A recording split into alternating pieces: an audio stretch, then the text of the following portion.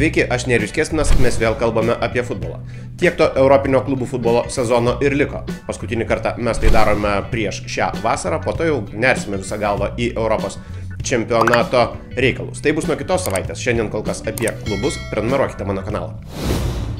Pradedame nuo trečiadienio, nuo konferencijų lygos finalo, kuriame žinia žaidžia Fiorentina ir Pirėjo Olympiakos. Ir vienai ir kitai komandai, galbūt netgi Fiorentinai, tai yra svarbesnis dalykas į Europos lygą, jie dabar jau patenka tik tuo atveju, jeigu laimi konferencijų lygos finalą.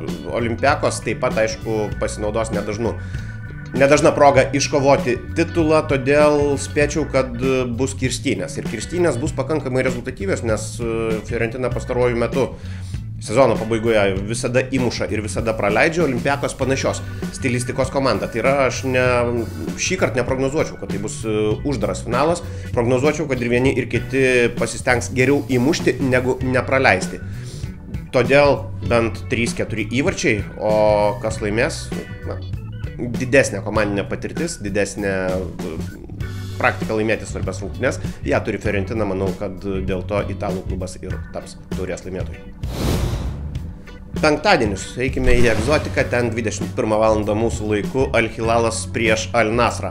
Kaip ir skamba keistai, bet galime priminti, vienoje pusėje Sadio Mane, Marcelo Brozovičius ir aišku Cristiano Ronaldo, Al Hilalo čempionų komandoje Aleksandras Mitrovičius, Sergejus Milinkovičius Savičius, Rubenas Nevešas yra į ką pažiūrėti, juolab, kad tai yra taurės finalas. Titulų turbūt labiau alkanas vis dar Cristiano Ronaldo ir tuo pačiu Al Nasras, kuris pralaimėjo Al Hilalui finalą. Jie žaidė prieš porą savaičių tarpusavyje beje lygoje.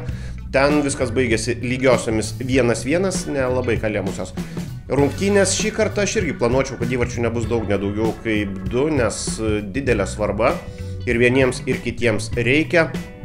Pagrindinis spėjimas būtų toks, kad tų įvarčių nebus daug, o jeigu taip pabandyti drąsiau, kas laimės, vis dėlto Al Hilalas yra geresnė komanda šį sezoną ir aiškiai geresnė. Spėčiau, kad vienaip ar kitaip nugalės jie. Na ir aišku, galbūt svarbiausios Europos klubų futbolo sezono rungtynės. Šeštadienį mes esame Wembley stadione, 22 val. Ten mes turėsime Dortmundo Borusiją netikėtai ir Madrido Realą, oi kaip netikėta, finale.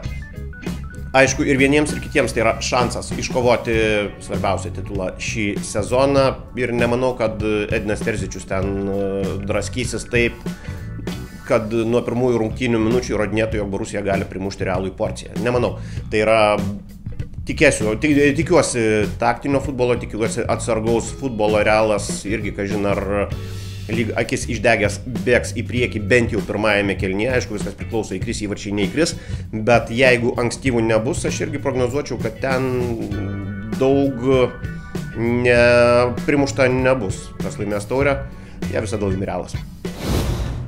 Na ir sekmadienis 19 val. Čia jau faktiškai galutinis ir neskundžiamas Europos sezono uždarimas. Serie A taip keistai šį sezoną finišuoja, liko vienerios rungtynės Atalanta Fiorentina, jų, aišku, ten situacija tokia, kad ir vieni ir kiti žaidė Europos turnyrų finaluose, todėl tos rungtynės atidėtos. Ir čia, taip sakyčiau, gana paprastai viskas turėtų susiklostyti. Atalanta ir vėl primuš įvarčių. Jie tai daro visada, jie mušė įvarčius ir Europos lygos finale, kurį laimėjo.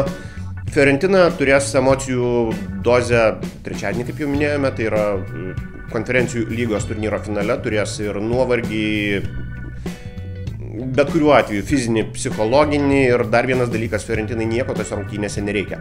Atalanta pergalės atveju lenkia Juventus ir užima trečiąją vietą Italijos Serie A, o tai vis dėlto yra motyvas, todėl prognozuočiau rezultatyvę Atalantos pergalę.